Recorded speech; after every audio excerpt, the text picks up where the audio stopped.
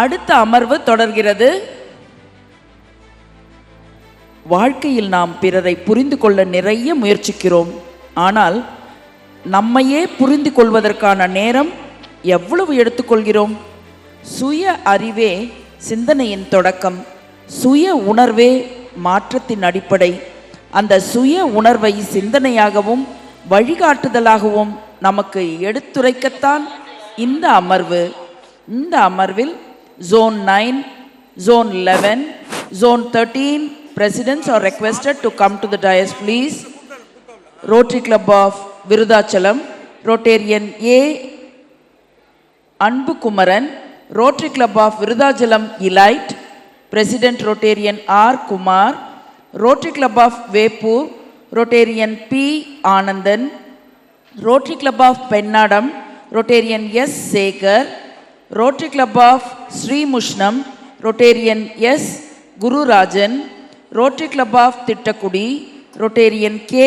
Inian, Presidents of Zone 11, Rotary Club of Sirgali Temple Town, Rotarian P. Santosh, Rotary Club of Sirgali, Rotarian P. Nadarajan, Rotary Club of Kollidam, Rotarian R. Rajesh, Rotary Club of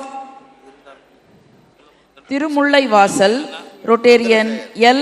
Narayanan, Presidents of Zone 13, Rotary Club of Mailadurai Kings, Rotarian B. Ayyasamy, Rotary Club of Mailadurai Midtown, Rotarian G. Sivakumar, Rotary Club of Mailadurai Shakti, Rotarian Devi Swaminathan, Rotary Club of Mayuram, Rotarian M. Sivakumar, Rotary Club of Kuttalam, Rotarian T. Murthy ஆகியோரை மேடைக்கு அழைத்து மகிழ்கின்றோம். May I request the Assistant Governor of Zone 9, Rotarian T. Ashok Kumar, Assistant Governor of Zone 11, Rotarian B.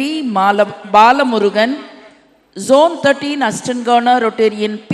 Bala Saravanan to be in the dais, please, sir. இந்த செஷனை நமக்காக sponsor செய்திருக்கக்கூடியவர் district strategic committee chairman membership Rotarian advocate A. Arun Jebaraj அவர்களையும் மேடைக்கு அழைத்து மகிழ்கின்றேன். Rotary club of Kumbakonam central president Chandrasekar எங்கிருந்தாலும் மேடைக்கு வருமாறு அன்போடு கேட்டுக்கொள்கின்றோம். பாபநாசம் ரோட்டரி சங்கத்தினுடைய தலைவர் முருகவேல் அவர்கள் எங்கிருந்தாலும் மேடைக்கு வருமாறு அன்போடு கேட்டுக்கொள்கின்றோம். வணக்கம். மாயூரம் ரோட்டரி சங்கம் 1966ஆம் ஆண்டு அக்டோபர் மாதம் 6ஆம் நாள் 28 உறுப்பினர்களை கொண்டு தொடங்கப்பட்டது. முதல் தலைவராக ஏவிசி கல்லூரியின் முன்னாள் முதல்வர் ரொட்டேரியன் விஸ்வநாதனும், முதல் செயலாளராக ஆடிட்டர் ரொட்டேரியன் எம். சுந்தர மகாலிங்கமும் தேர்ந்தெடுக்கப்பட்டனர். மாயூரம் ரோட்டரி சங்கத்தின் இரண்டாவது தலைவர் captain doctor Rotarian M. Swaminathan முயற்சியின் பேரில் 20/6/1967ஆம் ஆண்டு ரோட்டரி சங்க நர்சரி பள்ளி 20 மாணவர்களும் 2 ஆசிரியர்களையும் கொண்டு தொடங்கப்பட்டது. இப்பள்ளி மயிலாடுதுறையில் முதல் ஆங்கில பள்ளி என்ற பெருமைக்குரியது. மாயூரம் ரோட்டரி சங்கத்தின் மூலம் நலிவடைந்த பிரிவை சேர்ந்த மாணவர்களுக்கு குறைந்த கட்டண இந்த அருமையானதொரு அமர்வினை நமக்கு தலைமையேற்று நடத்தி தர ரோட்டேரியன் டிஜிஇ கே. வைத்தியநாதன் அவர்களையும் ரோட்டேரியன் டிஜிஇ டிஎன் ஜெயக்குமார் அவர்களையும் அன்புடன் மேடைக்கு அழைத்து மகிழ்கின்றோம். Rotary club of Valangaiman Dakshinamurthy அவர்களை அன்புடன் மேடைக்கு அழைக்க விரும்பி அவர்களை சிறப்பு செய்ய மேடைக்கு அழைத்து மகிழ்கின்றோம். ரோட்டேரியன் ஏஜி கதிரவன் அவர்களையும் அன்புடன் மேடைக்கு அழைத்து மகிழ்கின்றோம். Nagai Rotarian C. சோமசுந்தர் அவர்களையும் அன்புடன் மேடைக்கு அழைக்கின்றோம். Rotary club of Thanjavur south Rotarian Shankar அவர்களையும் மேடைக்கு அழைக்கின்றோம். Rotary club of Veppur Dasan அவர்களை அன்புடன் மேடைக்கு அழைக்கின்றோம். Rotary club of Papanasam Rotarian Suresh அவர்களை அன்புடன் மேடைக்கு அழைக்கின்றோம். Rotary club of Papanasam Rotarian Vivekanandan அவர்களை அன்புடன் மேடைக்கு அழைக்கின்றோம்.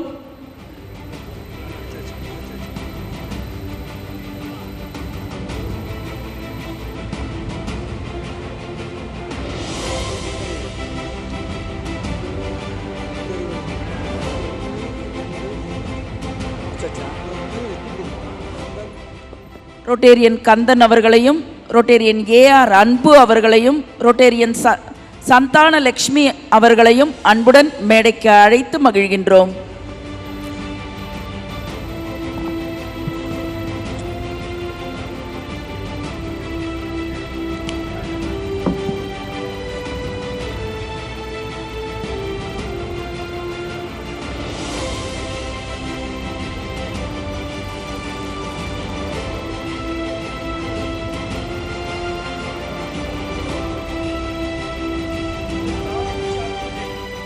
ஸ்டால் இன்சார்ஜ் திரு விஜய் அவர்களை அன்புடன் மேடைக்கு அழைத்து மகிழ்கின்றோம். ஸ்டால் இன்சார்ஜ் திரு விஜய் அவர்களை அன்புடன் மேடைக்கு அழைத்து மகிழ்கின்றோம்.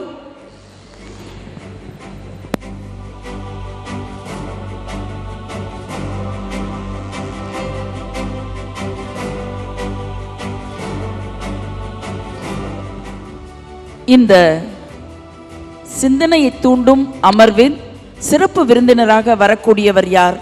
இதோ காணொளி நமக்காக. சிறந்த பேச்சாளர், எழுத்தாளர் மற்றும் இலக்கிய அறிஞர். இவர் தமிழில் உரையாற்றுவதற்கும் எழுதுவதற்கும் பெயர் பெற்றவர். தமிழ் மொழி மற்றும் இலக்கியம் கலந்த இவரது பேச்சுகள் தமிழகமெங்கும் ஒலித்துக் கொண்டிருக்கின்றன. தேசிய குயில் டி.கே. பட்டம்மாள் என்ற நூலை எழுதியவர். தமிழ் மொழியின் முக்கியத்துவத்தை வலியுறுத்தும் பல கருத்துக்களை சமூக வலைதளங்களில் பகிர்ந்து கொள்பவர். சிலம்பின் பாத்திர பரல்கள் என்ற நூல்கள் சிலப்பதிகாரத்தின் கதாபாத்திரங்களை அழகாக விளக்கும் விதத்தில் எழுதியுள்ளவர். சிலப்பதிகாரத்தில் இவரது நிபுணத்துவத்தை குறிக்கும் விதத்தில் இளைய சிலம்பொலி என்று அழைக்கப்படுபவர். பட்டிமன்றங்கள் மற்றும் சிறப்பு நிகழ்ச்சிகளில் நடுவராகவும் பேச்சாளராகவும் பங்கேற்றுள்ளவர். இவரது ஊக்கமளிக்கும் மற்றும் ஆன்மீக பேச்சுகள் சமூக ஊடகங்களில் வலைத்தளங்களில் தனது பேச்சால் அனைவரையும் தன் வசப்படுத்துகிற திரு தாமல் கோ சரவணன் அவர்களை ரோட்டரி மாவட்ட மாநாடு மகிழ்ச்சி 2.0 அரங்கத்தில் அறிமுகப்படுத்துவதில் பெருமை கொள்கிறோம்.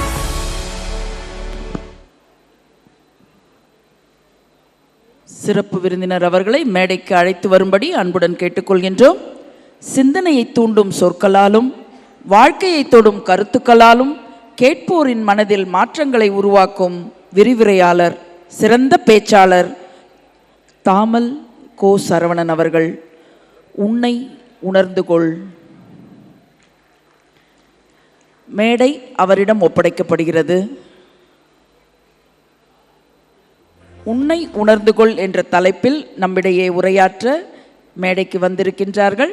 உங்களுடைய கரகொலியோடு மேடையை அவரிடம் ஒப்படைத்து மகிழ்கின்றோம்.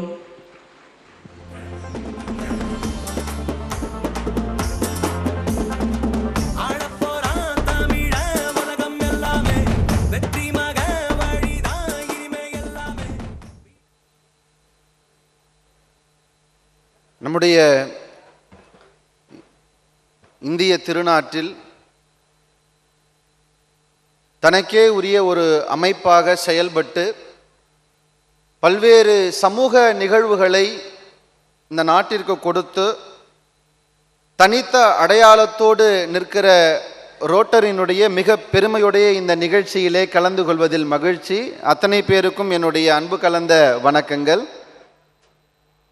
இந்த ரோட்டரியினுடைய டிஸ்ட்ரிக்ட் கவர்னர், இந்த நிகழ்ச்சியினுடைய கான்ஃபரன்ஸினுடைய அமைப்பாளர்கள், பல்வேறு மாவட்டத்தைச் சேர்ந்த பொறுப்பாளர்கள் என்ன உங்கள் அத்தனை பேருக்கும் என்னுடைய வணக்கம்.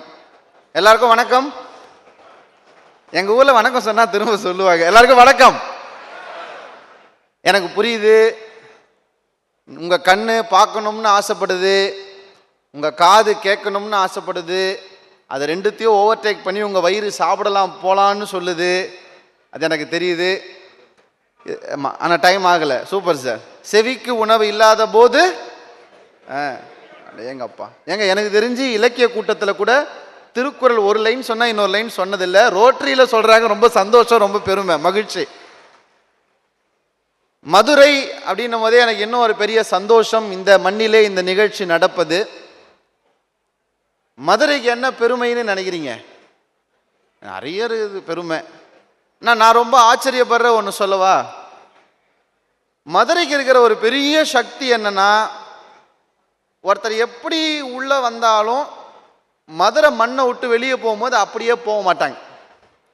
அதுக்கு 2 பேர் நான் உதாரணம் சொல்லுவேன். ஒருத்தர் சிவபெருமானுக்கு கல்யாணம் இங்கே தான் ஆச்சு. மீனாட்சியை கல்யாணம் பண்ணணும்னு உள்ளே வரும்போது எப்படி வந்தாராம் தெரியுமா? அவருடைய ஸ்பெஷல் ஐட்டம்ஸ், பாம்பு, சடாமுடி, புலித்தோல், யானைத்தோல். எல்லாரும் கேட்டாங்களாம், ஐயா கல்யாணம் பண்ண போகிற, இப்படி உள்ளே வந்தால் நல்லாவா இருக்கும் மதுரைக்கு வர அப்படின்னு. உடனே ஒரு ராஜா மாதிரி அலங்காரம் பண்ணி ஒரு மாப்பிள்ளை கோலத்தில் சிவபெருமான் இந்த மண்ணில் வந்த ஒரே ஒரு இடம்னா அது மதுரை அப்படிங்கிறது இந்த மதுரையினுடைய பெருமை. நல்லா கவனிங்க. வரும்போது அவர் கோலத்துக்கு ஒரு பேர் உண்டு, பரதேசி கோலம்னு சொல்லுவாங்க. அந்த கோலத்திலே உள்ள வந்தவர் வெளியே போகிற போது ஒரு ராஜாவை போல வெளியே போனார். மகாத்மா காந்தி ஒரு ராஜாவை போல மதுரைக்கு உள்ளே வந்தார். ஒரு விவசாயியை பார்த்து ஒரே ஒரு துணியை மட்டும் கட்டிக்கொண்டு ஒரு சாதாரண மனிதனாக மதுரையை விட்டு வெளியே போனார். யார் எப்படி வந்தாலும் அவர்களை அப்படியே மாற்றி அனுப்புகிற வல்லமை நிறைந்த ஒரே மண் இந்த மதுரை மண் என்பது இந்த மதுரையினுடைய பெருமை. அப்படி ஒரு மதுரையில் ஒரு அற்புதமான நிகழ்ச்சி, ரொம்ப நல்ல தலைப்பு கொடுத்துருந்தாங்க. உன்னை உணர்ந்து கொள் அப்படின்னு ஒரு தலைப்பு. இந்த தலைப்போட அவசியம் என்னன்னு நான் நினைக்கிறேன்னா, நம்முடைய பெருமதிப்பிற்குரிய இறையன்பு ஐயா அவர்கள் சொல்லுவார், எல்லாரும் செல்ஃப் டெவலப்மெண்ட் அப்படின்னு அதை பற்றியே யோசிக்கிறீங்க. செல்ஃப் டெவலப்மெண்ட்னு ஒன்று கிடையாது, செல்ஃப் ஐடென்டிஃபிகேஷன் தான் உண்மையிலேயே உண்டுன்னு சொல்லுவார். அப்படின்னா என்னன்னா, சுயத்தை முன்னேற்றிக் கொள்வது என்பது பொய், உங்கள் சுயத்தை உணர்ந்து கொள்வது தான் உண்மையான ஞானம் அப்படின்னு இறையன்பு அவர்கள் சொல்லியிருக்கிறார். அதை சிந்திக்கக்கூடிய ஒரு அற்புதமான தருணத்திலே நாம் எல்லோரும் இங்கே இருக்கிறோம். இதை சொல்லும் போது எனக்கு என்ன ஞாபகம் வருது, ஒருத்தருடைய சுயம் எவ்வளவு முக்கியங்கிறதுக்காக சொல்கிறேன். எல்லாருக்கும் ஒரே மாதிரி ஐடென்டிட்டி கிடையாது. சார் பார்க்க ஒரு மாதிரி இருக்காரு, இவர் ஒரு மாதிரி இருக்காரு, இவர் ஒரு மாதிரி இருக்காரு. வெளியில் பார்க்கறதுக்கு மட்டும் இல்லை, ஒவ்வொருத்தரோட ஐடென்டிட்டிக்கும் ஒரு தனித்துவம் இருக்கு. ஒருத்தர் இன்னொருத்தரோட ஐடென்டிட்டியில் போய் உட்கார முடியாது. வேடிக்கையாக ஒரு கதை சொல்லுவாங்க, உங்களுக்கு தெரிஞ்சதுலேருந்தே சொல்கிறேன். நம்ம எல்லாருக்கும் ராமாயணம் தெரியும் இல்லை? சீதையை பிடிச்சி ராவணன் அசோகவனத்தில் வச்சுக்கிட்டான். சீதையை அடையணுங்கிறதுக்காக ராவணன் என்னெல்லாம் பண்ணான் தெரியுமா? சீதையோடைய அப்பா மாதிரி வேஷம் போட்டு போனான், யார் யார் மாதிரியெல்லாம் வேஷம் போட்டு போய் எப்படியாவது சீதையை அடைஞ்சிடணும்னு போனான். சீதை ஒத்துக்கல. ரொம்ப சோகமாயிடுச்சு ராவணனுக்கு. என்னடா இது, என்ன பண்ணாலும் இந்த சீதை ஒத்து வர மாட்டாங்கிறா, என்னதான்டா பண்றது? அப்போ ராவணனுக்கு ஒரு அமைச்சன் இருந்தான், வெரி குட் மினிஸ்டர், பயங்கரமான அமைச்சர். அவர் ஒரு யோசனை சொன்னார். என்ன தெரியுமா? நீ ஏன்பா கஷ்டப்பட்டு யார் யார் மாதிரியோ வேஷம் போட்டு போயின்னு இருக்கிற, நீ பேசாம ஒன்று பண்ணு, நீ ராமர் மாதிரி வேஷம் போட்டு போயிடு, சீதை நம்பிடுவாள்ல, வேலை முடிஞ்சுது இல்லைன்னு. ராவணன் சொன்னா, அதெல்லாம் ஏற்கனவே ட்ரை பண்ணிட்டேன், ஃபெயிலியருன்னா. நான் ட்ரை பண்ணிட்டேன், ஃபெயிலியருன்னு. அமைச்சர் சொன்னா, நீ சரியா வேஷம் போட்டு போயிருக்க மாட்டேன், அதனால தான் அவ கண்டுபிடிச்சிட்டு இருப்பா. ராவணன் சொன்னா, அதெல்லாம் அவ கண்டுபிடிக்கல, ராமனையே பக்கத்தில் வச்சா கூட ராமனே நான் ராமன் இல்லை இவன் தான் ராமன்னு சொல்கிற அளவுக்கு பர்ஃபெக்டாக தான் மேக்கப்லாம் பண்ணேன், அப்புறம் எப்படி மிஸ் ஆச்சு? ராவணன் ஒரு பதில் சொன்னாங்க, எல்லாரும் உங்கள் மனதிலே நிறுத்தி கொள்ளுங்கள்.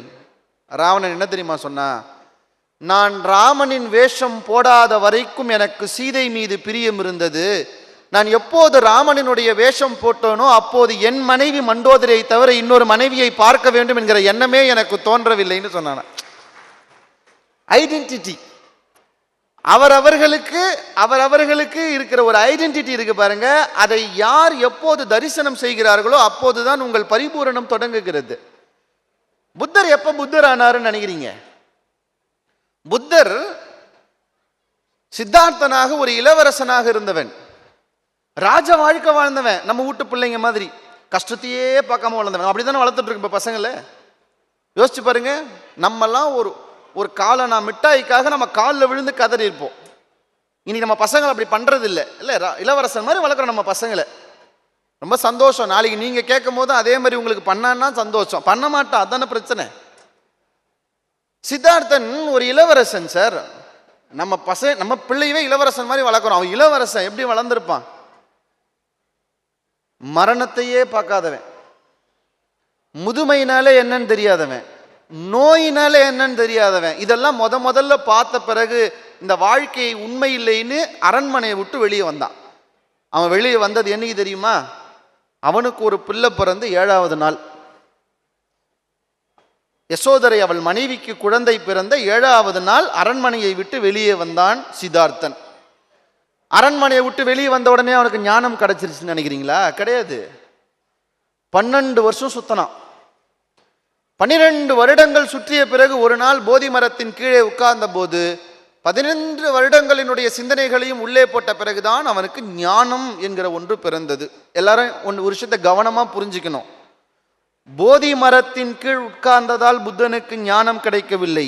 புத்தனுக்கு ஞானம் கிடைத்த போது பின்னால் போதி மரம் இருந்தது, அவ்வளவுதான். இதுக்கு வித்தியாசம் இருக்கு. அவனுக்கு ஞானம் கிடைக்கிறதுக்கு 12 வருஷம் ஆச்சு சார். அப்படின்னா என்னன்னா, புத்தனுக்கு நான் புத்தன் என்பதை உணர்வதற்கு 12 வருஷம் ஆச்சு. விவேகானந்தர் ஆன்மீக பயணம், அதுதான் என் வாழ்க்கைன்னு வீட்டை விட்டு வெளியே வந்தார். ஒரு நல்ல குரு வேணும்னு தேடினார். இன்னைக்கு இருக்கிறத விட அன்னைக்கு நிறைய சாமியாருங்க இருந்தாங்க. எந்த சாமியார் கிட்ட போய் குருன்னு போய் உட்கார்றது? அன்னைக்கெல்லாம் இன்னைக்கு இருக்க மாதிரி ஹைடெக் சாமியார்ஸும் கிடையாது. அவங்களுக்கு ஒரு மடம் இருக்கும். இன்னைக்கு தீவே இருக்கு. அன்னைக்கு ஒரு மடம். விவேகானந்தர் போய் ஒவ்வொரு குரு கிட்டையும் போய் குருன்னா எப்படி நான் தெரிஞ்சுக்கிறதுன்றதுக்கு ஒரு டெஸ்ட் வைப்பார். என்ன தெரியுமா? ஒரு கேள்வி கேட்பார். குருவே, நீங்கள் கடவுளை பார்த்திருக்கிறீர்களா அப்படின்னு கேட்பார். அதுக்கு குரு என்ன பதில் சொல்றாருன்ற பொறுத்து தான் இவர் அக்செப்ட் பண்ணுவார். விவேகானந்தர் போற இடத்தெல்லாம் போய் கேட்டார், குருவே நீங்கள் கடவுளை பார்த்திருக்கிறீர்களா? ஒருத்தன் இல்லைன்னா நீங்க குரு இல்லை. குருவே நீங்கள் கடவுளை பார்த்திருக்கிறீர்களா? இன்னும் இல்லை, நீங்க குரு இல்லை. இன்னொருத்தர், குருவே என் கடவுளை பார்த்திருக்கிறீர்களா? இன்னைக்கு இருக்கிற மாதிரி சொல்லுவான், அதை பார்க்க முடியாது, அதை உணர மட்டும் தான் முடியும் அப்படின்னு. இதெல்லாம் நீ பார்க்கலையா, உற்று. சுத்திக்கிட்டே இருந்த விவேகானந்தர் ஒருவரிடம் போனார். நீங்கள் கடவுளை பார்த்திருக்கிறீர்களா என்று கேட்டார். எதிரே இருந்த நபர் சொன்னார், நான் பார்த்திருக்கிறேன், பார்த்து கொண்டே இருக்கிறேன், இனியும் பார்ப்பேன் என்று தைரியமாக சொன்ன அவர்தான் ராமகிருஷ்ண பரமஹம்சர், பெரிய குரு.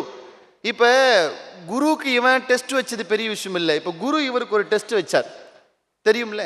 நாக்குல வெள்ளை கட்டிய வச்சு அதை உருகாம நீ நாக்கில் வச்சிரு, உன்னை நான் சீடரா ஏத்துக்கிறேன்னார். நல்லா கவனிங்க. குரு தன் நாக்கிலே இருந்து வந்த சொற்களால் தான் ஒரு குரு என்பதை நிரூபித்தான். இப்ப விவேகானந்தர் அதே நாக்கில் எச்சில் ஊறாமல் இருந்தால்தான் நல்ல சீடன் என்பதையே சொல்ல முடியும். இப்ப கவனிங்க, விவேகானந்தர் வெளியே வீட்டை விட்டு வந்து பல வருடமானது. ஆனால் அவர் தான் ஒரு விவேகானந்தர் என்பதை உணர்வதற்கு அவருக்கு எத்தனை வருடங்கள் எடுத்ததுன்னு யோசிக்கணும். இயேசுநாதர் 40 நாட்கள் குகையிலே இருந்து தவம் செய்தார். தான் யார் என்பதை இயேசுநாதர் உணர்வதற்கு 40 நாட்கள் அவருக்கு தேவைப்பட்டது. இப்போ நான் உங்களை கேட்குறேன், நீங்க யாருன்னு உணர்றதுக்கு உங்களுக்கு எத்தனை நாள் தேவை? நான் என் ஃப்ரெண்டு கிட்ட கேட்டேன், அவன் சூப்பர் பதில் சொன்னான். ஒன்றும் இல்லை மச்சான், நீ கல்யாணம் பண்ணி ஒரு வாரம் போட்டோம், உன் ஜாதகத்தையும் பொண்டாட்டி சொல்லிடுவான். நான் கல்யாணம் பண்ணி ஒரு வாரம் போனா போதும், உன் ஜாதகத்தையும் பொண்டாட்டி. ஏன் தெரியுமா? அவங்க தான் உண்மையிலே நம்முடைய சறுக்கல்களையும் நம்முடைய உயரங்களையும் நம்மோடு இருந்து பார்க்கிற ஒரே நபர் என்பதால் அவர்களுக்கு நாம் யார் என்பது மிக தெளிவாக தெரியும். நம்மிலே இருக்கிற நம்மை நாம் எப்படி தரிசனம் செய்வது? நான் ரொம்ப வேடிக்கையாக ஒரு கதை சொல்வேன். இந்த ஜப்பான்லாம் விகாரைன்னு இருக்கும், கேள்விப்பட்டிருக்கீங்களா? விகாரை, விகார்னா புத்தருக்குன்னு இருக்கிற கோயிலுக்கு பேர் விகாருன்னு சொல்லுவாங்க. ஜப்பான்ல ஒரு பழமையான விகார், அதுவும் மரத்தால் செய்யப்பட்ட ரொம்ப பழமையான ஒரு விகார். நிறைய புத்தர் சிலைகள் எல்லாம் மரத்திலே செய்யப்பட்டிருக்கும். அந்த விகாருக்கு ஒரு குரு இருந்தார். அந்த விகாருடைய குரு ஒரு நாள் வாக்கிங் போகும்போது ரொம்ப வயசான ஒரு இவரை விட பெரிய குரு ஒருத்தர் அனாதையா இருக்கிறத பார்த்துட்டு அவரை கூட்டு வந்து தன்னுடைய ஆசிரமத்தில் சேர்த்துக்கிட்டார். அன்னைக்கு இரவு திடீர்னு அந்த விகாருக்குள்ள ஒரு பெரிய வெளிச்சம், பயங்கரமான வெளிச்சம். என்னடான்னு பார்த்தா விகாரில் ஒரு இடம் பத்தி எரியுது. என்ன எரியுதேன்னு அந்த விகாருடைய குரு ஓடி போய் பார்த்தா, இவர் ஒருத்தர் பிடிச்சிட்டு வந்தார்ல, வயசான குருன்னு ஒருத்தர், அவர் ஒரு புத்தர் சிலையை கொளுத்திட்டு அது பக்கத்தில் உட்காந்து குளிர் காஞ்சுன்னு இருக்கிறார். இவருக்கு பயங்கர ஷாக்கு. போய் கேட்குறாரு, ஏய் என்னையா பண்ற? உன்னை பெரிய குரு நினைச்சு கூட்டு வந்தா என்னையா பண்ணிட்டு இருக்கேன்? அதுக்கு அவர் என்ன தெரியுமா சொன்னாரு? எனக்கு ரொம்ப குளிர்கிறது, புத்தர் உதவி செய்கிறார், அதை நான் வாங்கிக் கொள்ளுகிறேன். எனக்கு ரொம்ப குளிருது, புத்தர் உதவி செய்கிறாரு, அதை நான் வாங்கிக்கிறேன்னார். இவனுக்கு கோவம் வந்துருச்சு. எவ்வளோ பெரிய பழமையான சிலை தெரியுமா, நீ புத்தரை எரிச்சிட்டு இருக்க, உனக்கு தெரியுமான்னு. புத்தரா? எந்த எலும்பும் சதையும் நான் பார்த்தா மாதிரி தெரியலையேன்னு உடனே இவருக்கு கோவம் வந்து, உன்னை உள்ள சேர்த்ததே பெரிய தப்புன்னு சட்டையை பிடிச்சி தரன்னு கேட்டு வாசல் வரைக்கும் விட்டுட்டு, இனிமே நான் உன்னை இங்கே பார்க்கவே கூடாது. அந்த கேட்டை சாத்தும் போது அந்த பெரியவர் கேட்குறாரு, ஏன்பா சாத்துறதான் சாத்துற, இன்னும் ஒரே ஒரு புத்தர் சிலையை கொடுத்தனா இந்த நைட்டு மட்டும் நான் கொஞ்சம் குளிர் காஞ்சிப்பேன்னு கேட்டாங்க. சார் நம்மால் சில பேர் கடைசி வரைக்கும் திருந்த மாட்டான், பார்த்துருக்கீங்களே. சாத்துறதான் சாத்துற, ஒரு புத்தர் சிலை கொடுப்பா, இந்த நைட்டு குளிர் காஞ்சிட்டு நான் முடிச்சுக்கிறேன். கோவமாக கதவை சாத்திட்டான். காலையில் எழுந்து அந்த விகாருடைய கதவை திறந்தான். அவனுக்கு இன்னும் பெரிய பெரிய ஆச்சரியம் என்னன்னா, யாரை நைட்டு துரத்தி விட்டானோ அந்த பெரியவர் அந்த விகாருக்கு முன்னே இருக்கிற ஒரு மயில் கல்லுக்கு பூ போட்டு வணங்கி கொண்டிருக்கிறான். மயில் கல்னா தெரியுங்களே, என்னதுங்க, திருக்குறளை சட்டம் சொல்லிவிட்டீங்க, மயில் கல்லுன்னா இவ்வளோ யோசிக்கிறீங்க. மயில் கல்னா என்னங்க, கிலோமீட்டர் காட்டுற கல். அதுக்கு அந்த காலத்தில் மயில் கல்லுன்னு பேர். நீங்கள் வேற மயிலை புதைச்ச கல்லுன்னு இடாதீங்க, கிலோமீட்டர் காட்டுற கல். அந்த கிலோமீட்டர் காட்டுற கல்லுக்கு பூ வச்சு இந்த பெரியவன் வணங்கிட்டு இருந்தான். இப்போ பார்த்தா அந்த விகாரினுடைய குரு கன்ஃபார்மே பண்ணிட்டான். என்னன்னு, நேற்று வரைக்கும் இந்த ஆளு லூஸான ஒரு டவுட் இருந்துச்சு, இப்போ கன்ஃபார்மே இந்த ஆள் லூஸு தான், சரி இருந்தாலும் பரவாயில்லன்னு போனான். என்னையா பண்ணுறேன்னு கேட்டான். தெரியல, புத்தரை வணங்கி கொண்டிருக்கிறேன்னு சொன்னான். அவன் உத்து பார்த்தான், இது புத்தரா? ஏய் இது மயில் கல்லுடான்னு. அதுக்கு அந்த பெரியவர் என்ன தெரியுமா சொன்னார், உனக்கு இதில் மயில்கல் தெரிகிறது, எனக்கு இதில் புத்தர் தெரிகிறது. எனக்கு தெரிகிற புத்தர் உனக்கு தெரிய வேண்டும் என்றால் இங்கு உனக்கு ஒரு சிற்பி தேவை, அந்த சிற்பியின் அவசியம் இல்லாமலே நான் புத்தரை இங்கே தரிசனம் செய்கிறேன்னு சொன்னேன். அவன் ஆடி போயிட்டான். ஆடி போனவன் அடுத்த வார்த்தை கேட்டான், ஏய்யா இவ்வளவு ஞானமா பேசுறியே, நேற்று புத்தரை போட்டு கொளுத்திட்டு இருந்தியே, உனக்கு அது தப்பா தெரியலையான்னப்போ அந்த பெரியவர் சொன்னாருங்க, நமக்கெல்லாம் அரைகிற மாதிரி ஒரு பதில் சொன்னார் அந்த பெரியவர். அவர் சொன்னார், டேய் புத்தர் என்ன சொல்லியிருக்காரு தெரியுமா? என்ன சொன்னார்? அப்ப தி போ பவ அப்படின்னு சொல்லியிருக்கார். அப்படின்னா நான் உனக்குள் சுடர் விடுகிறேன்னு சொல்லியிருக்கார் தெரியுமா? சரி, எனக்கு குளிர்ந்ததுன்னு நினைச்சியா நைட்டு? எனக்குள்ளே சுடர் விடுகிற உயிருள்ள புத்தனுக்கு குளிர்ந்தது. உயிருள்ள புத்தருக்கு குளிர்கிறதே என்பதால் ஒரு பொம்மை புத்தரை கொளுத்தி நான் குளிர் காய்ந்தேன். ஆனால் ஒரு பொம்மை புத்தரை காப்பாற்ற வேண்டும் என்பதற்காக உயிருள்ள புத்தனை நீ வெளியே அனுப்பினாயே, நீ ஒரு குருவான்னு கேட்டார். எவ்வளவு பெரிய என்லைட்மெண்ட் சார், ஞானம். நான் சொல்லவா, நம்ம எல்லோருக்குள்ளும் ஒரு உயிருள்ள புத்தன் சுடர் விட்டு கொண்டிருக்கிறான். நமக்கு அதை காட்டுறதுக்கு எவனாவது ஒருத்த வீட்டுக்கு வந்து எதையாவது கொளுத்தணும்னு வெயிட் பண்ணக்கூடாது. யாராவது வந்து எதையாவது கொளுத்தினாதான் தெரியும்னு வெயிட் பண்ணக்கூடாது. சில நேரங்களில் நமக்குள்ளே சுடர் விடுகின்ற ஆன்ம ஜோதியை நாம் தான் தரிசனம் செய்ய வேண்டும். ஏன்னா யார் ஒருத்தர் தான் யாருங்கிறத உணர்றானோ அவன் ஜெயிச்சிருவான் சார். எந்த அளவுக்கு ஜெயிப்பான்னு நினைக்கிறீங்க? வாழ்க்கையில வெற்றிங்கிறது டெஸ்டினேஷன் கிடையாது. நல்லா கேட்டுக்கோங்க, வாழ்க்கையில வெற்றிங்கிறது டெஸ்டினேஷன் கிடையாது. வாழுகிற ஒவ்வொரு நேரத்தையும் யார் ஒருவன் மகிழ்ச்சியாக வாழ்கிறானோ அதுதான் வெற்றி. ஆனால் தான் இதுக்கு பேரே மகிழ்ச்சி 2.0ன்னு வச்சிருக்கிறாங்க. ரொம்ப பிடிச்ச சொல் சார், முதல்ல நன்றி. ஏன்னா நல்ல தமிழ் பெயரிலே நீங்கள் நிகழ்ச்சி நடத்துவதற்காகவே ஒரு பெரிய நன்றியை நான் உங்களுக்கு சொல்ல கடமைப்பட்டிருக்கிறேன். மகிழ்ச்சி, மகிழ்ச்சியா வாழ யாருக்கிட்ட கத்துக்கணும்னு நீங்க என்ன கேட்டீங்கன்னா நான் ஒருத்தர் உங்களுக்கு சொல்றேன். ஏன்னா அவர் தான் தன்னை உணர்ந்தவர், தன்னை ரொம்ப சரியா உணர்ந்தவர், உங்க எல்லாருக்கும் மிக நன்றாக தெரிந்தவர். யார் தெரியுமா? கவியரசர் கண்ணதாசன். கண்ணதாசன் மாதிரி ஒரு மிகப்பெரிய ஞானி, தன்னை உணர்ந்த ஒரு ஞானி வேற யாருமே கிடையாது. எந்த அளவுக்கு அப்படி சொல்றீங்கன்னு கேட்டீங்கன்னா, சார் வாழ்க்கையில மகிழ்ச்சியா இருக்கணும்னா ஏதாவது ஒன்று வேணும்னு எதிர்பார்க்காதீங்க, இருக்கிறத வச்சே மகிழ்ச்சியா இருக்கிறதுக்கு கத்துக்கணும். எவ்வளோ கஷ்டமான சூழல் வந்தாலும் மகிழ்ச்சியா இருக்க கத்துக்கணும். பாருங்க, வள்ளுவர் சொல்லியிருக்காரு, கஷ்டம் வந்தா என்ன செய்யணுமா, அந்த கஷ்டத்துக்கே கஷ்டம் கொடுக்கணுங்கிறாரு வள்ளுவர். கஷ்டம் வந்துச்சுன்னா அந்த கஷ்டத்துக்கே கஷ்டம் கொடுக்கணும்னு சினிமா டைலாக் மாதிரி இருக்குல்ல, திருவள்ளுவர் தான் எழுதிக்கிறார். கண்ணதாசன் கிட்ட அப்படி என்ன சார் கத்துக்கணும் அந்த குவாலிட்டினா, அவன் அவனை உணர்ந்தவன், அதனாலதான் பாடினான். என்ன பாடினான்? யாரால பாட முடியுமா அந்த மாதிரி?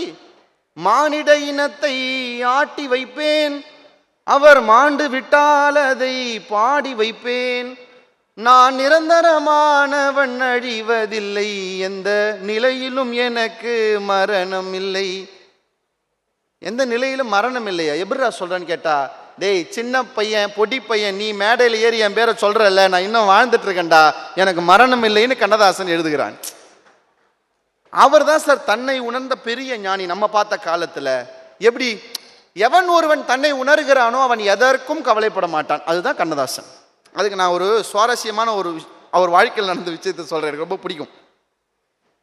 கண்ணதாசன் கிட்ட 2 மைனஸ் இருக்குது தெரியுங்களா? 1, அவர் எந்த நிகழ்ச்சிக்கும் சொன்ன நேரத்துக்கு வரமாட்டார். அவரே ரொம்ப கவித்துவமாக சொல்லுவார். என்ன தெரியுமா?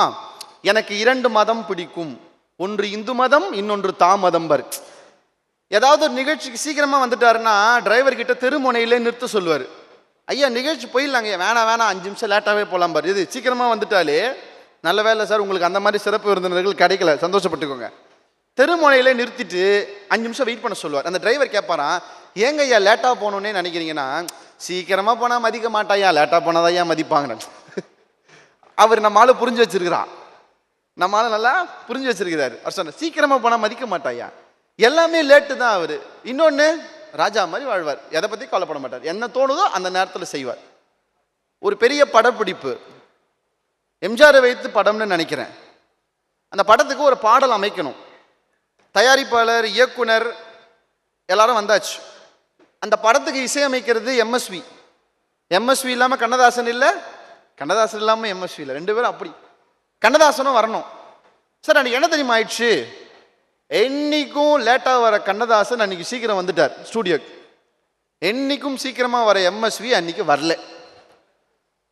கண்ணதாசன் வெயிட் பண்ணார். இந்த குடும்பம் என்ன தெரியுமா சார்? இந்த எப்பயும் சீக்கிரமாக வரவன் கூட வெயிட் பண்ணுறதுக்கு சலிச்சுக்க மாட்டான், இந்த லேட்டாக வரவன் தான் வெயிட் பண்ணுறதுக்கு ரொம்ப சலிச்சுப்பான். பார்த்துருக்கீங்களா?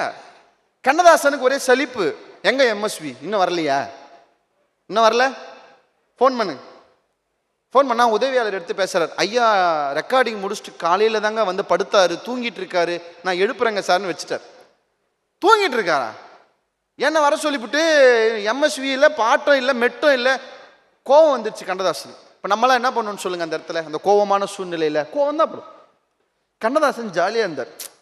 ஜாலியாக என்னங்க பண்ணார்? அவர் பார்த்தாரு, ஒன்று அவர் பாட்டு போட்டு நான் பாட்டு எழுதணும், இல்லை நான் எழுதுகிற பாட்டுக்கு அவர் மெட்டு போடணும். நான் எழுதி கொடுத்துட்டு போகிறேன், அவன் வந்தாருன்னா அவர் பாட்டு போட சொல்லுங்க அப்படின்னு கடைன்னு ஒரு பேப்பர் எடுத்து வேகமாக எழுதி கொடுத்துட்டு போயிட்டார். சீன் என்ன காட்சி, இந்தா எழுதி கொடுத்துட்டு போயிட்டார். எம்எஸ்வி தலை தெறிக்க ஓடி வர்றாரு, ஏன்னா கண்ணதாசனே வந்துட்டாரு, நான் வரல. வந்தா கண்ணதாசன் இல்லை, இங்கே போயிட்டாரு. ஐயோ போயிட்டானா, எழுதி கொடுக்க மாட்டேன்ட்டானா? இல்லை எழுதி கொடுத்துட்டு போயிட்டார். எழுதி கொடுத்துட்டு போயிட்டாரா? எங்க கொடு பாப்போன்னு வாங்கி எம்எஸ்வி பார்த்துட்டு விழுந்து 1/2 மணி நேரம் சிரிச்சாராம். அப்படி என்ன பாட்டுன்னு தான் நினைக்கிறீங்க? அவனுக்கு என்ன தூங்கி விட்டான் அகப்பட்டவன் நாடல்லவா. சார் இது ஒரு சினிமா பாட்டுன்னு நினைக்கிறீங்களா? இந்த பாட்டுக்கு பின்னாடி கண்ணதாசன் பண்ண தக் லைஃப். அவரு வெரி ஜாலி. ஏன் இந்த ஜாலியான ஒரு விஷயம் வந்ததுன்னா, கண்ணதாசன் தன்னை உணர்ந்தார். அதை உணர்ந்ததால் தான் கண்ணதாசனால் என்ன சொல்ல முடிஞ்சது தெரியுமா? ஒரு பெரிய வாழ்க்கை தத்துவத்தை நமக்கு சொல்லி கொடுத்தார். ஏன் வாழ்க்கையில கஷ்டப்படுறீங்க, ஏன் வாழ்க்கையில சந்தோஷமா இருக்கீங்க? கண்ணதாசன் சொல்றார், சந்தோஷம் வரும்போது ரொம்ப சந்தோஷப்படாம இருந்தீங்கன்னா கஷ்டம் வரும்போது ரொம்ப கஷ்டப்பட மாட்டீங்கிற. நான் சொல்றது புரியுதுங்களா? புரியுத மாதிரி இருக்குது, புரியாத மாதிரி இருக்கு. கண்ணதாசன் ஒரு பாட்டு எழுதினார். அந்த பாட்டில் ரொம்ப அழகா சொல்றார், கடலளவே கிடைத்தாலும் மயங்க மாட்டேன். எப்படி? கடலளவே கிடைத்தாலும் மயங்க மாட்டேன், அது கையளவே ஆனாலும் கலங்க மாட்டேன். கையளவு ஆனா ஏன் கலங்க மாட்டார்னா, அவருக்கு கடலளவு வந்தபோது அவர் மயங்கல. எவன் ஒருவன் கடலளவு வருகிற போது மயங்காமல் இருக்கிறானோ அவன் அது கையளவு போகும்போது கலங்க மாட்டான் என்கிற பெரிய தத்துவத்தை கண்ணதாசனை விட மிக எளிமையாக யாருமே சொன்னதில்லைங்க சார். நம் வாழ்க்கையிலே நாம் பல நேரங்களிலே நம்ம படுகிற பெரிய சிரமம் என்ன தெரியுமா? நம்மை நாம் உணர்வதில் இருக்கிற தடைகள் தான். எதெல்லாம் நம்மளை தடுக்குதுன்னு நினைக்கிறீங்க உங்களை உணர்வதில்லை? ஒன்று, உங்களுடைய சுய பலவீனம். எனக்கு இது வராது, எனக்கு இது வராது, நான் இங்கே வந்து நிற்கலை, எனக்கு பயமாக இருக்கு. ரொம்ப இன்னொரு பெரிய விஷயம் என்ன தெரியுமா? நம்ம விட பெரியவங்களை பார்த்து பயப்படுறது, அதே சமயம் நம்மளை விட சின்னவங்களை பார்த்தா ஏளனமாக நினைக்கிறது. திருவள்ளுவர் சொல்லி கொடுக்குறார், பெரியாரை பார்த்து வியப்பது இளமேங்கிறார். சிறியாரை கண்டு இகழ்தலும் இளமேங்கிறார். நமக்கு திருவள்ளுவர் சொல்லிக் கொடுக்குற பாடம், பெரிய ஆளை பார்த்து பயப்படாத. நீ எப்ப பெரிய ஆளை பார்த்து பயப்படுறியோ அப்ப நீ உன் சுயம் உன்னால வெளியே கொண்டு வர முடியாது. இதுக்கு ஒரு பெரிய உதாரணம் யார் தெரியுங்களா? மகாகவி பாரதி தான். சின்ன பையன், அவருக்கு பாரதின்னு பட்டம் கொடுத்துட்டாங்க. 18+ கொடுத்துட்டாங்க. இந்த சின்ன பசங்களுக்கு பெரிய பதவி கொடுத்தா அந்த கேங்லே ஒரு பெருசு இருக்குங்க, ஒத்துக்காது. காந்திமதிநாதர்னு ஒரு பெரிய புலவர் இருந்தார் எட்டயபுரம் சமஸ்தானத்தில். சின்ன பையன் பாரதியாருக்கு பாரதின்னு ஒரு பட்டம். அவர் பேர் பாரதி கிடையாது, இல்லை, பட்டம் தான் பாரதி. சுப்பிரமணியம் தான் ஒரு பேர், பாரதி பட்டம். சின்ன பையன், அவனுக்கு பாரதின்னு ஒரு பட்டமா? அவன் வரட்டும். பாரதி உள்ள வரார் சமஸ்தானத்துக்குள்ள. இப்போ பாரதியை நோஸ் கட் பண்ணணும்னு நினைக்கிறார். பாரதிக்கு காந்திமதிநாதன் ரொம்ப பெரிய ஆள், நம்மளா இருந்தால் பயந்துருவோம். ஆனால் என்ன தெரியுமா பண்ணார் பாரதி? காந்திமதிநாதன் சொன்னார், நீ ஒரு பெரிய புலவன்னா நான் உனக்கு ஒரு அடி எடுத்து கொடுக்குறேன். ஒரு அடி, ஒரு லைன். அந்த லைன்ல நீ ஒரு வெண்பா எழுதி முடி அப்படின்னார். பாரதி என்ன லைன் கொடுக்க போறாரு? கொடு, பரவாயில்ல, கொடு, பார்த்துக்கலாம், எது வேணாலும் கொடு. ஆனால் பயம். காந்திமதிநாதர் ரொம்ப பெரிய புலவர், வயசானவர், பெரிய புலவர், நான் சின்ன பையன், பரவாயில்ல கொடுங்க. என்ன வரி கொடுத்துருப்பாருன்னு நினைக்கிறீங்க? சொன்னார் பாருங்க, பாரதி சின்ன பயல் அப்படின்னு கொடுத்தாரு. ஆமா, அவ்வளோதான், முடிச்சாரு பாருங்க. பாரதியார்லாம் உயிரோட இருக்காருங்க இங்கே தான். அடேகப்பா, அவர் பெரிய கைத்தட்டி கொடுத்துருக்காரு. Super, super sir. எல்லா மேடைகளிலும் நாம் கவி சொல்ல கீழே கேட்பது போய் கீழே இருந்து திருக்குறளும் கவிதையும் வருவதே ஒரு பெரிய சந்தோஷம் சார். ரொம்ப மகிழ்ச்சியா இருக்கு எனக்கு இந்த இடத்துல பேசுறது. இதுல இருந்து என்ன தெரியுது தெரியுமா? அறிவார்ந்த கூட்டத்தில் நான் பேசுறேன்னு என்ன பயமுறுத்துறாரு. இப்ப என்ன சொல்ல வராரு? எனக்கு பாட்டு தெரியும், தப்பா சொன்னா அடி வாங்க வைக்கிறார். சூப்பர் சார், நன்றி சார். நான் அதுக்கு வரேன். பாரதி சின்ன பயல் அப்படின்னு ஒரு வரி எடுத்து போட்டார். இப்போ யோசிச்சு பாருங்க, நான் என்ன கவிதை எழுதினாலும் அங்கே கடைசியாக நான் என்ன நானே அசிங்கப்படுத்திக்கணும், அப்படிதானே?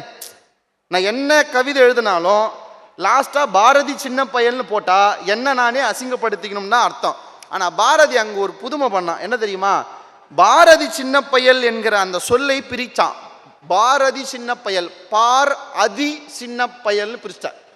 பாரதிய பார் அதி சின்ன பயல் அப்படின்னா என்னன்னா, இங்க பாரு இவன் ரொம்ப சின்ன பையன். இப்ப யார் அப்படி சொல்றாரு தெரியுமா? அந்த முழு பாட்டு ஐயா சொன்னதை சொல்றேன் பாருங்க, ரொம்ப அற்புதமா.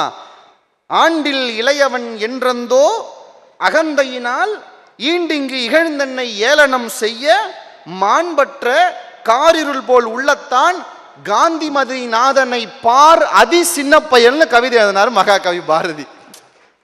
ஏன் அவன் இன்னைக்கு வரைக்கும் வாழ்றாரு தெரியுதுங்களா? ஏனென்றால் தன்னை உணர்வதற்கு தடையாக இருக்கிற பயத்தை உடை தெரிந்தவர் மகாகவி பாரதி. அதனால் தான் இன்றைக்கு வரைக்கும் இந்த மண்ணிலே அவர் வாழ்கிறார். நம்மை உணர்வதற்கு நிறைய தடைகள் இதுபோல் வரும்.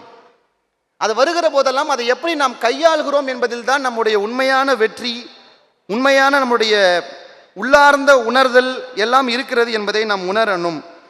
நம்முடைய நோக்கம் அந்த மாதிரி இருந்ததுன்னு வச்சுக்கோங்க, அது நடந்துரும். தன்னை அறிதல் அவ்வளவு முக்கியம். நீங்க யோசிச்சிருக்கீங்களா? மகாபாரதம் பார்த்துருக்கோம், பகவத்கீதை படிச்சிருக்கோம். கிருஷ்ணர் அர்ஜுனனுக்கு பெரிய உபதேசம் கொடுக்கிறார். பெரிய உபதேசம். உண்மையை சொல்லணும்னா அது போர்க்களம். யாராவது போர்க்களத்தில் இவ்வளவு மெனக்கெட்டு உபதேசம் சொல்லிட்டு இருப்பாங்களா? பெரிய உபதேசம் சொல்லிட்டு விஸ்வரூபத்தை காமிச்சிடுறார். நான் யோசிச்சேன், இவ்வளோ பெரிய உபதேசம் பண்றதுக்கு நீ முதல்ல விஸ்வரூபம் காமிச்சிருந்தா அவனுக்கு நீ யாருன்னு தெரிஞ்சிருக்கோம் இல்ல? இவ்வளோ பெரிய பகவத்கீதை சொல்றதுக்கு பதிலா நீ எடுத்த உடனே விஸ்வரூபத்தை காமிச்சிருந்தா அவனுக்கு நீ யாருன்னு தெரிஞ்சிருக்க போது. எதுக்காக இவ்வளோ பெரிய உபதேசம்னா, கிருஷ்ணர் சொல்லுகிறார், நான் உபதேசம் சொன்னது என்னை உணர்ந்து கொள்ள அல்ல, நான் உபதேசம் சொன்னது அர்ஜுனன் அவனை உணர்ந்து கொள்ள. எவன் ஒருவன் அவனை உணர்ந்து கொள்ளுகிறானோ அவனால் தான் இறைவனின் விஸ்வரூபத்தை பார்க்க முடியும் என்பதால் நான் இந்த பெரிய பகவத்கீதையை சொன்னேன்னு சொன்னார். நீங்கள் அர்ஜுனனுக்கு ஏன் அப்படி ஒரு உபதேசம் கிடைத்தது? அவன் அறியக்கூடிய உபதேசம் அவனுக்கு எப்படி கிடைச்சதுன்னா, உங்களை நீங்கள் அறிவதற்கு உங்களுக்கு மிக முக்கியமான இன்னொன்று உங்கள் நோக்கம். நோக்கம் இல்லாத ஒரு மனுஷன் வாழ முடியுமா சார்? எல்லாருக்கும் ஒரு நோக்கம் உண்டு, அப்படிதானே? டெம்பரரியா நமக்கு ஒரு கோல் உண்டு, பர்மனண்ட்டாக பெரிய ஒரு கோல் உண்டு. நோக்கம் இல்லாத மக்கள் யாருமே கிடையாது. ஆனால் ஆனால் உங்கள் நோக்கம் எப்படி இருக்கணும்? உங்கள் நோக்கம் எப்படி இருக்கணும்னா அர்ஜுனனை போல உங்களுடைய நோக்கம் இருக்கணும். அர்ஜுனனுக்கு எப்படி அந்த நோக்கம் இருந்து எப்படி இருந்தார் அவர்? நீங்கள் கேள்விப்பட்ட கதை தான். அர்ஜுனன் சின்ன வயசுல இருந்தப்போ அர்ஜுனனோடு சேர்ந்து அவனுடைய உடன் பிறந்தவர்கள் எல்லோருக்கும் தான் துரோணாச்சாரியார் சொல்லிக் கொடுத்தார். வில்வித்தை, அம்பு, கதாயுதம் எல்லாம் சொல்லிக் கொடுத்தார். இந்த வில்வித்தை சொல்லிக் கொடுக்கிற போது நம்ம வில்வித்தைனாலே நமக்கு முன்னாடி வர்றது அர்ஜுனன் தான். பீமனன் தான் வில்வித்தை கற்றுக்கிட்டார், துரியோதனன் தான் கற்றுக்கிட்டான். ஆனால் இவங்க யாரும் நம்ம முன்னாடி வரமாட்டாங்க. வில் வித்தை என்றாலே நம்ம முன்னாடி வர்றது அர்ஜுனன். ஏன் அர்ஜுனன் அவ்வளோ பெரிய வில் வித்தையில் வல்லவனானான் தெரியுமா? சின்ன வயசில் எல்லாருக்கும் ஒரே மாதிரி சொல்லி கொடுத்துட்டு டெஸ்ட் வச்சார். எக்ஸாம், நமக்கு எக்ஸாம்னாலே பயம் வந்துடும். எக்ஸாம் அப்போல்லாம் நம்மள மாதிரி ரைட்டிங் எக்ஸாம் இல்லை, எல்லாமே ப்ராக்டிக்கல் எக்ஸாம் தான். லைனாக நிற்க வச்சார். பீமன், தருமன், துரியோதனன், சகாதேவன், அர்ஜுனன் லைனாக நிற்க வச்சார். நிற்க வச்சுட்டு எதிர்க்க ஒரு கோல் வச்சார். ஒரு பெரிய மரம், அந்த மரத்தில் ஒரு கிளை, அந்த கிளையில் ஒரு கிளி, அதோடைய கண், அதுதான் உங்கள் குறி அப்படின்னு சொன்னார்.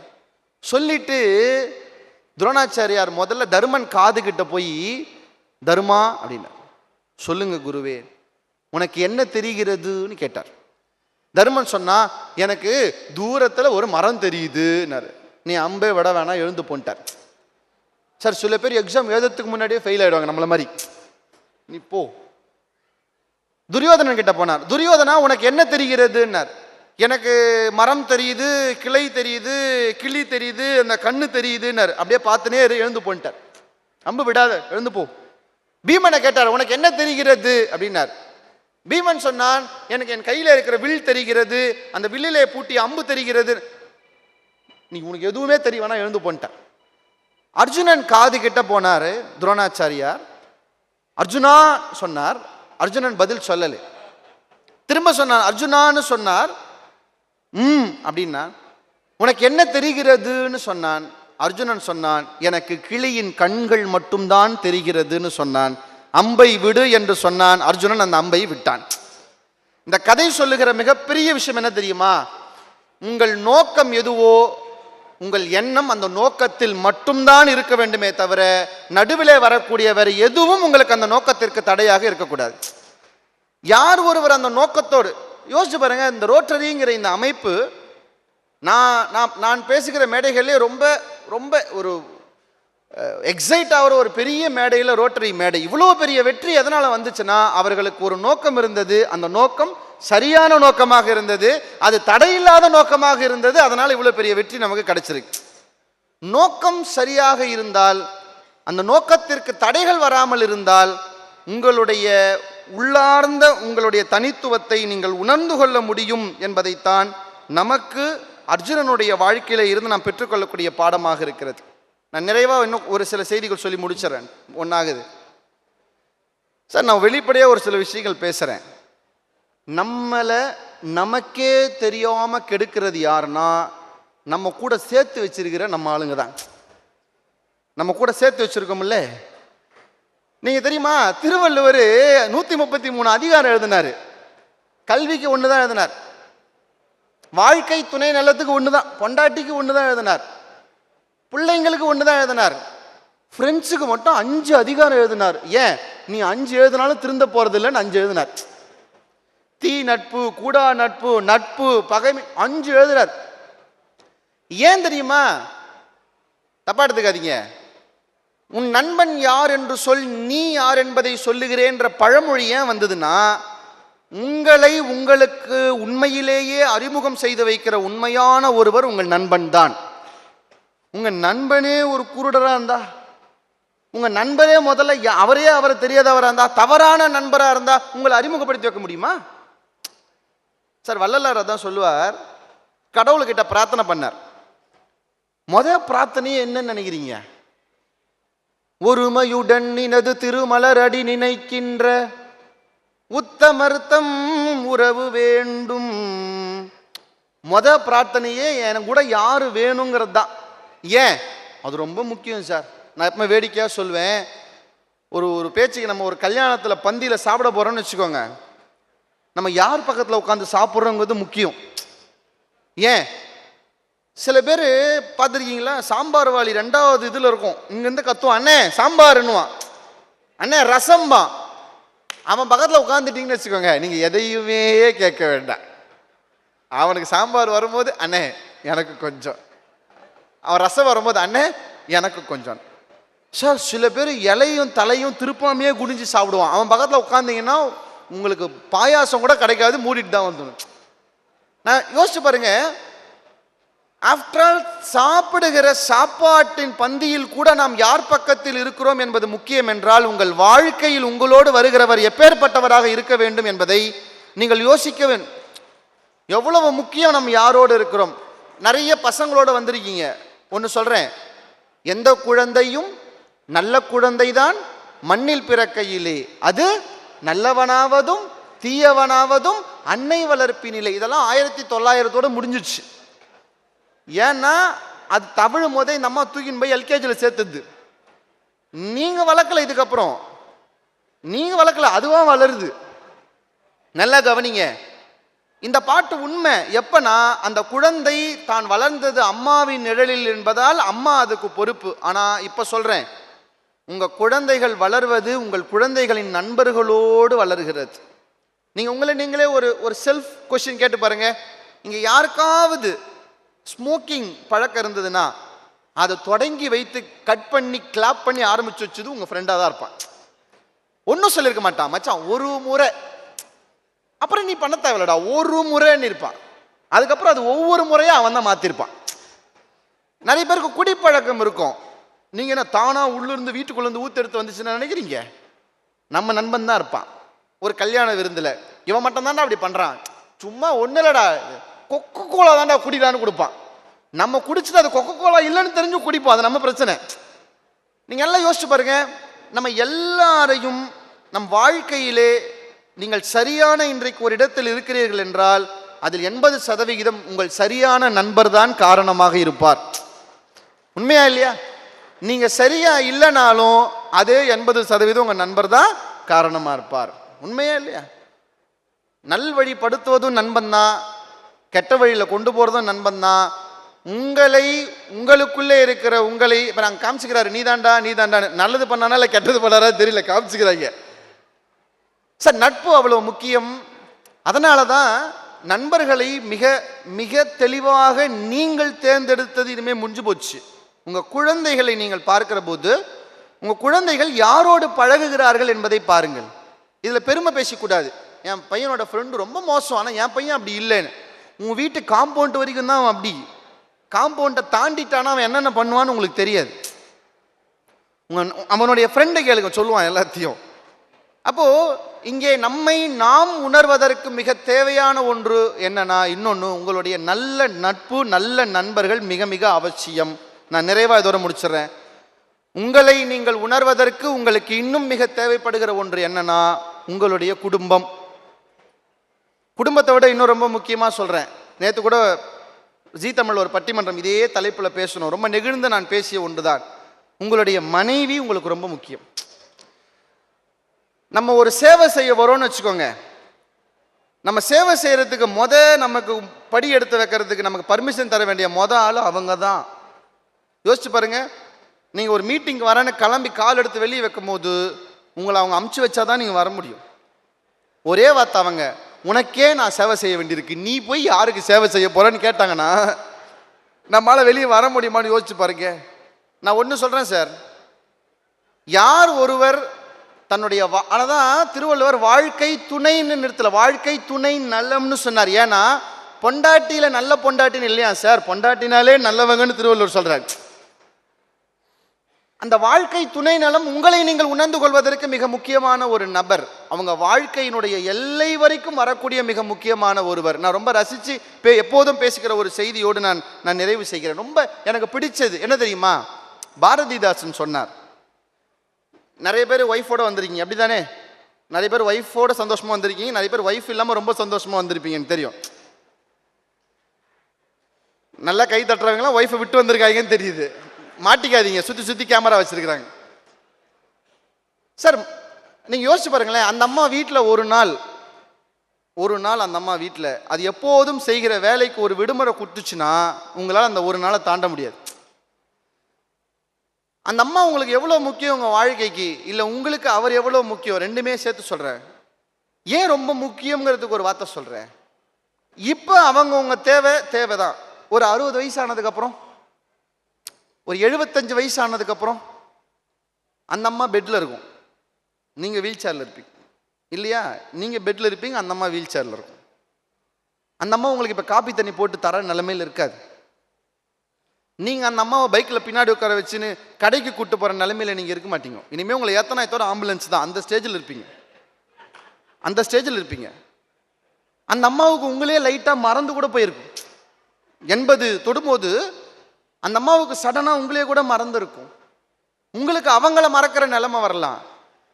ஆனால் இந்த வாழ்க்கையிலே நமக்கு ஒரு பார்ட்னருங்கிறது எவ்வளோ முக்கியங்கிறத பாரதிதாசன் சொன்னார் சார். ரொம்ப நெகிழ்ச்சியான அந்த நிகழ்வோடு, ஏன்னா நம்ம ரோட்டரி ஒரு குடும்ப நிகழ்ச்சி இல்லையா, நம்ம அதோட நிறைவு செஞ்சால் இன்னும் நல்லா இருக்கும்னு நினைக்கிறேன். பாரதிதாசன் சொன்னார், எல்லாரும் கல்யாணம் பண்ணிக்கிறோம், எதுக்கு பண்ணுறோம்?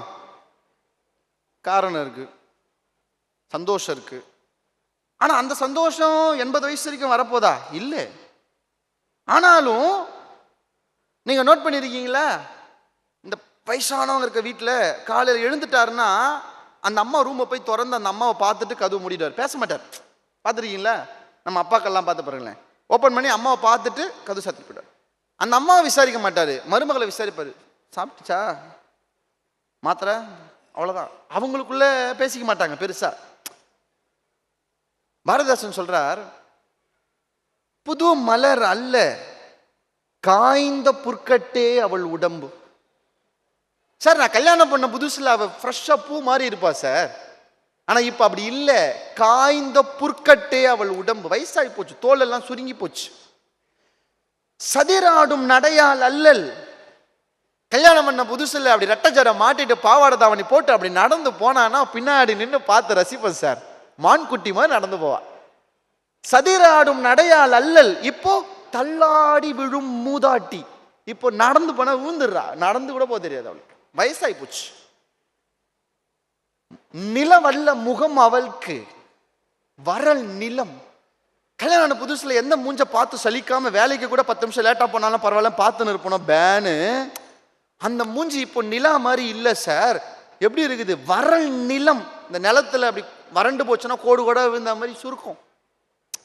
குழிகள் கண்கள். எந்த கண்ணை பார்த்து நான் விழுந்தோன்னே இப்ப அந்த கண்ணே விழுந்துச்சு, உள்ள போயிடுச்சு. பாரதிதாசன் கேட்கிறான், எது எனக்கு இன்பம் நல்கும்? அவள் உடம்பின் சுகம் கொடுத்த உடம்பு இல்லை, அவள் முகத்தின் அழகின் சுகம் இப்ப இல்லை, பார்வையிலே என்னை பரிகாசப்படுத்திய அந்த பார்வையின் கண்கள் அவளுக்கு இப்ப இல்லை, நடையிலே என்னை துள்ளலாக்க வைத்த அந்த நடை அவளுக்கு இல்லை. இப்ப எனக்கு அவளுக்கு என்ன கிடைக்கும்னு நினைக்கிறேன். பாரதிதாசன் சொல்லுகிறான், எது எனக்கு இன்பம் நல்கும்? அவள் இருக்கின்றாள் என்பது ஒன்றே போதும். அவ இருக்கிறாங்கிறதே எனக்கு இப்ப சந்தோஷம் தான். நீங்கள் இந்த வயதான பிறகு அந்த திறந்து இருக்காளான்னு ஒரு வார்த்தை காலையில பாக்குறாரு, அது என்ன ஆழமான காரணம் இருக்குன்னு நினைக்கிறீங்க? வெளியே சொல்ல மாட்டாங்க, ஒரு சின்ன பயம். அவ இருக்கிறாளா திறந்துட்டு அப்படி திரும்பி படுத்தான்னா இருக்கிறா, போதும். அவர் எதுவும் பண்ண வேணாம் சார், போதும். யார் ஒருவர் உங்கள் வாழ்க்கை துணையை புரிந்து கொள்ளுகிறீர்களோ, வாழ்க்கையில் நீங்கள் உங்களையே புரிந்து கொள்ளுகிற ஒரு பெரிய வெற்றிக்கு வருவீர்கள் என்பதை எல்லோரும் மனதிலே நிறுத்தி கொள்ளுங்கள். இதை நமக்கு யார் உணர்த்துறதுன்னு நினைக்கிறீங்க? ஆதிசிவன் உணர்த்துகிறான். நீங்க தருவீங்களா உங்க சொத்துல பாதி உங்க மனைவிக்கு? தரமாட்டோம். அவர் தான் உடம்புலயே பாதி கொடுத்தார் மனைவிக்கு. இந்த உலகில் ஒவ்வொருவருடைய வெற்றிக்கு பின்னாலும் பெண் இருப்பதில்லை, ஒவ்வொருவருடைய வெற்றியில் பாதியாக பெண் இருக்கிறாள் என்பதை சொன்னது நம்முடைய சிவபெருமான். அப்படி நம்முடைய நல்ல குடும்பம், நல்ல நண்பர்கள், நல்ல சிந்தனை, நல்ல வாசிப்பு, இதுவெல்லாம் நீங்கள் யார் என்பதை உங்களுக்கு அடையாளப்படுத்தும் என்பதை நாம் நினைவில் வைத்துக் கொள்ள வேண்டும். உங்க கேள்வி புரியுது. எனக்கு 60 வயசு ஆயிடுச்சு, இதுக்கப்புறம் நான் யாருன்னு இனிமே தெரிஞ்சு, ஆதார் கார்டே என்ன மாதிரி இல்லை, இதுக்கப்புறம் நான் என்னை எங்கிருந்து பார்த்து நான் தெரிஞ்சுட்டு அப்பெல்லாம் நினைக்காதீங்க. எல்லாருக்கும் என்லைட் ஆகிறதுக்கு ஒரு பீரியட் இருக்கு. நான் சொன்ன பாருங்க, புத்தருக்கு 12 வருடங்கள், இயேசுநாதருக்கு 40 நாட்கள்ங்கிற மாதிரி. அப்பர் 60-70 வயசுக்கு மேலே தான் அவருக்கு அந்த என்லைட்டே கிடச்சிது. உங்களை நீங்கள் உணர்கிற போது உங்கள் வாழ்க்கை மகிழ்ச்சியாகும். அது மட்டும் இல்லை, உங்களை சுற்றி இருப்பவர்கள் வாழ்க்கையும் மகிழ்ச்சியாக இருக்கும் என்று சொல்லி ஒரு அற்புதமான ஒரு வாய்ப்பை இந்த தருணத்தில் எனக்கு நல்கி உங்களுடைய இந்த மகிழ்ச்சி என்கிற இந்த அற்புதமான 2.0 நிகழ்விலே நானும் ஒருவராக இங்கே இருந்து உங்களோடு இதை கொண்டாடியதில் எனக்கு ஒரு பேரானந்தம். இந்த நல்ல வாய்ப்பை நல்கிய அத்தனை பேருக்கும் என்னுடைய நன்றிகளை சொல்லிக்கொண்டு விடைபெறுகிறேன். நன்றி, வணக்கம்.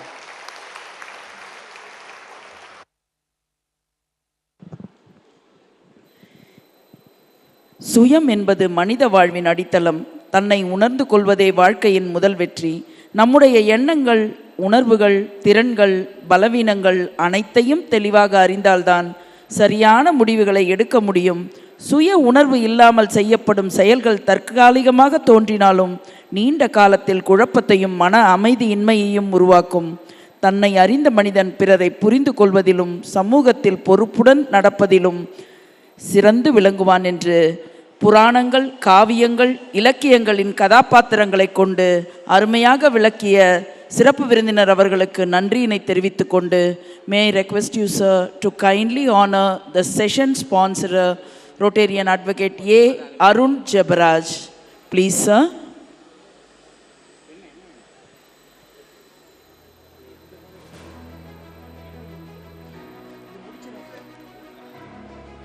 Session sponsorer, Rotarian Advocate A. Arun Jabaraj is being honored. District Strategic Committee Chairman membership. May I also request you, sir, to kindly honor the Assistant Governors of Zone 9, Zone 11 and Zone 13. Rotarian T. Ashok Kumar, Rotarian B. Balamurugan, Rotarian P. Balasaravanan ஆகியோர் சிறப்பு செய்யப்படுகின்றனர். அதனைத் தொடர்ந்து Zone 9, Zone 11 மற்றும் Zone 13 Presidents are also being recognized. அதனைத் தொடர்ந்து குழு புகைப்படம் எடுக்கப்படும். இந்த அமர்வு இனிதே நிறைவடையும். இந்த வேளையில் may I request DG sir,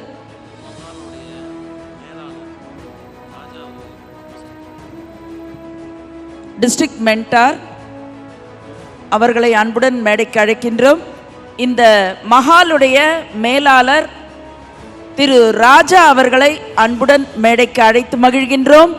இந்த அழகான அரங்கத்தை நமக்கு வழங்கிய இந்த மஹாலுடைய மேலாளர் திரு ராஜா அவர்களை அன்புடன் மேடைக்கு அழைத்து மகிழ்கின்றோம். அவரை சிறப்பிக்க அழைக்கின்றோம்.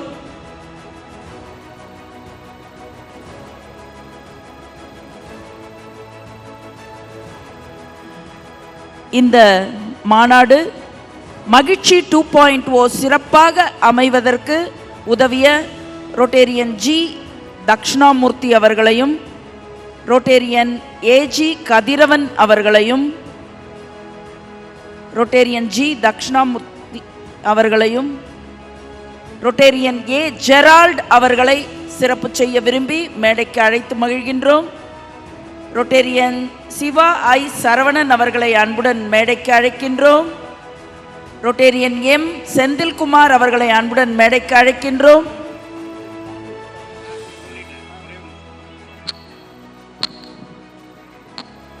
மூன்று நாட்களும் இந்த நிகழ்வை மிகச் சிறப்பாக தொகுத்து வழங்கிய அன்பிற்கும் பாசத்திற்கும் இனிய எங்கள் சகோதரி ராதிகா மேடம் அவர்களை உங்கள் பலத்த கரவொலியோடு மேடைக்கு அழைக்கின்றோம். திரை மறைவிலிருந்து இவரது குரலை நீங்கள் கேட்டு ரசித்திருப்பீர்கள். இவர்களை பாராட்டி மகிழ்வதில் மாவட்டம் 2981 பெருமை அடைகிறது.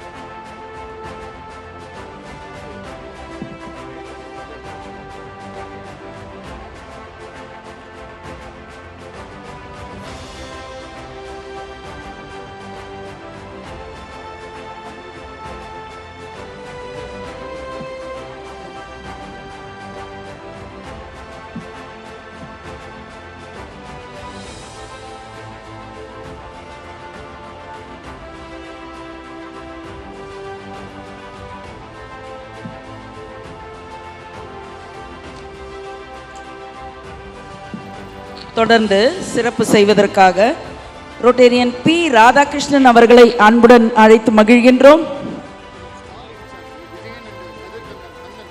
ஸ்டால் இன்சார்ஜ் விஜயன் மற்றும் கந்தன் அவர்களை அன்புடன் மேடைக்கு அழைத்து மகிழ்கின்றோம்.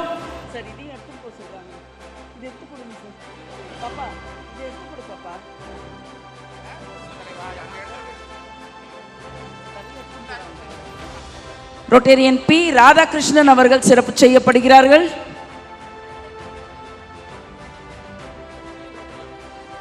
ரோட்டேரியன் விஜயன் அவர்கள் சிறப்பு செய்யப்படுகிறார்கள்.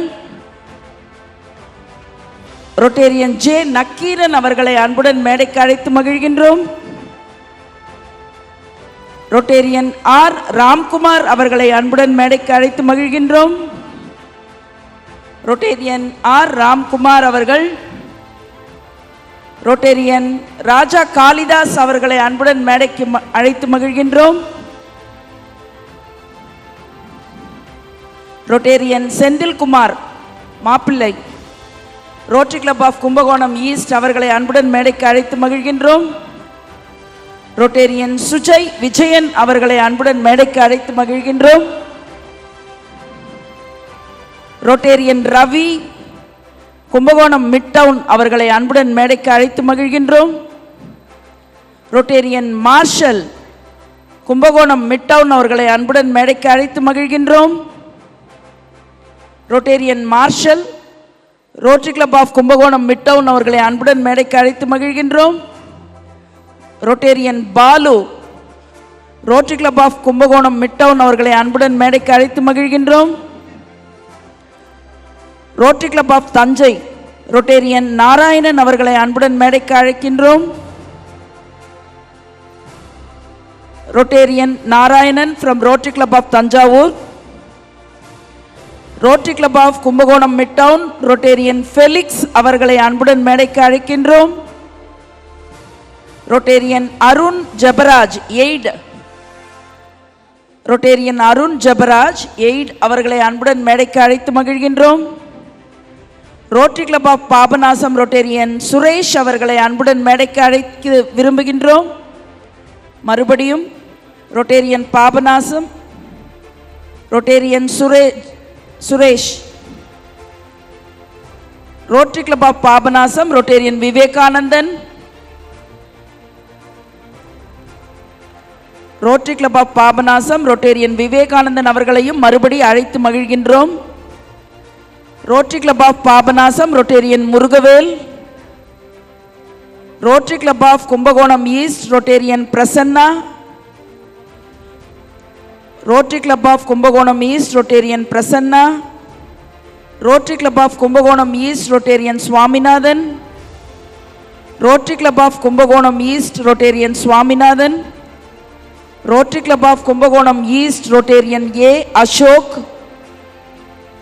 Rotarian A Ashok from Rotary club of Kumbakonam east. Rotary club of Kumbakonam east Rotarian Thomas Arokiyaraj. Rotarian Thomas Arokiyaraj. Rotary club of Kumbakonam east Rotarian Palani. ராஸ் மேனேஜர் திரு முத்துக்குமார் அவர்களை அன்புடன் மேடைக்கு அழைத்து மகிழ்கின்றோம். ராஸ் மேனேஜர் திரு முத்துக்குமார் அவர்கள் Rotary club of Kumbakonam holy town Rotarian Suresh Paul அவர்களை Rotary club of Kumbakonam holy town. Rotary club of Kumbakonam holy town Rotarian Kandan அவர்கள் Rotarian Dharmaraj அவர்களை அன்புடன் மேடைக்கு அழைத்து மகிழ்கின்றோம். Rotarian Dharmaraja. Rotary club of Kumbakonam east Rotarian Suresh அவர்களை அன்புடன் மேடைக்கு அழைத்து மகிழ்கின்றோம். ரோட்டேரியன் தர்மராஜா அவர்கள் ரோட்டேரியன் ஜெய மனோகரன் அவர்கள் ரோட்டேரியன் ஜெய மனோகரன் அவர்களை அன்புடன் மேடைக்கு அழைத்து மகிழ்கின்றோம். Rotary club of Kumbakonam mid town Rotarian Lakshmikanthan அவர்களை அன்புடன் மேடைக்கு அழைக்கின்றோம். Rotary club of Kumbakonam mid town Rotarian Lakshmikanthan. Rotarian doctor Balaganesh அவர்களை அன்புடன் மேடைக்கு அழைத்து மகிழ்கின்றோம். Rotarian doctor Balaganesh.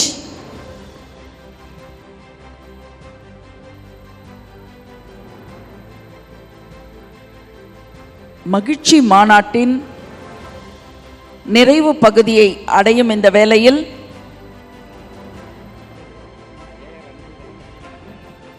Rotarian AR அன்பு அவர்களை அன்புடன் மேடைக்கு அழைத்து மகிழ்கின்றோம். ரொட்டேரியன் சந்தான லக்ஷ்மி அவர்களை அன்புடன் மேடைக்கு அழைத்து மகிழ்கின்றோம். ரொட்டேரியன்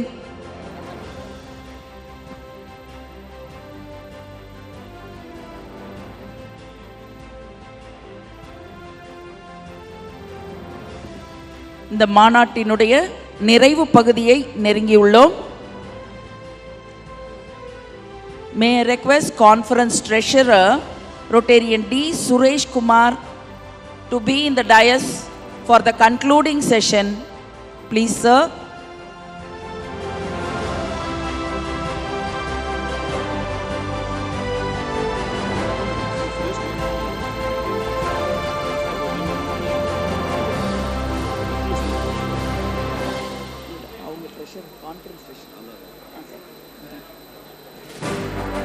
இந்த அமர்வு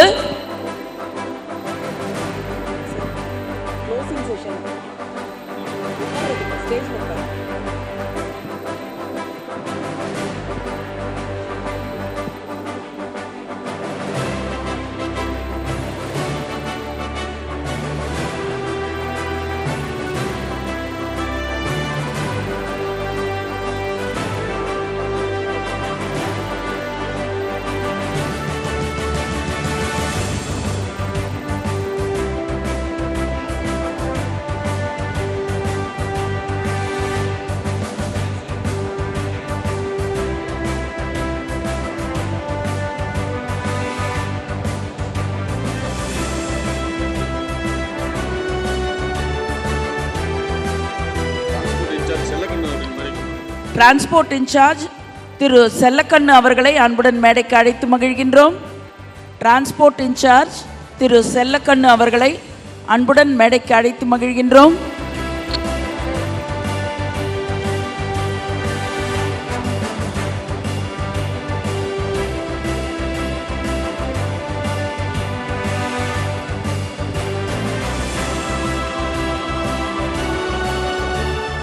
டிரான்ஸ்போர்ட் இன்சார்ஜ் திரு செல்லக்கண்ணு அவர்கள்